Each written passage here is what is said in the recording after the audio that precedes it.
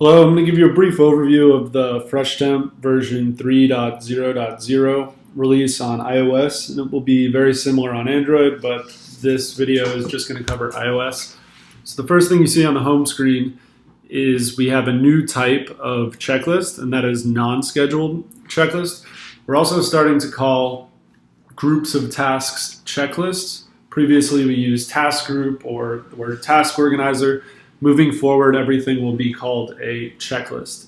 So notice if you click the plus button, which we call the floating action button in the bottom right, we still have add tasks, but when you click that, you have two options. One would be to add an entire checklist, and the other to add individual tasks. Previous versions have only had add individual tasks, which allow you to load tasks on demand.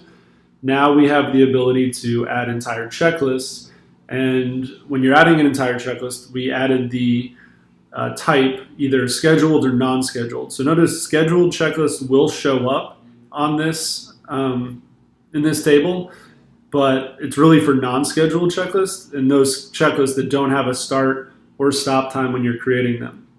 When you do load, you can change the expires after. So I've already loaded one. I'm going to do expires after 30 minutes and just show you what this looks like. When I hit create, it's going to take us right into that checklist.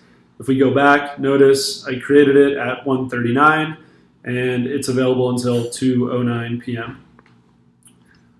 Next, I will show the image only task. Notice the icon here is a camera, and when I click on this task, we're allowed to take a picture of whatever it is we might be taking a picture of. This is all managed through Add Task on the FreshTemp web app. I'm going to go ahead and take the picture. Okay, great, we've captured the picture. The next task happens to be a image plus temp task. We won't be able to take the picture unless the probe here is connected. So we do now support this Temp Alert or SmartSense probe.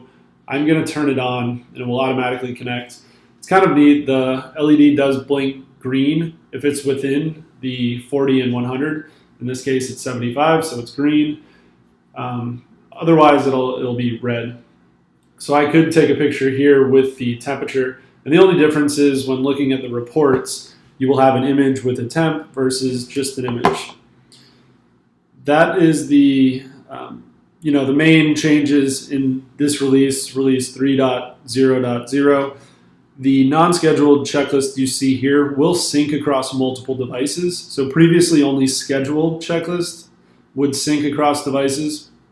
But here on this non-scheduled checklist, those will also sync, as well as cooldown tasks, reheat tasks, and any other checklist that was created on one device can be synced to multiple devices.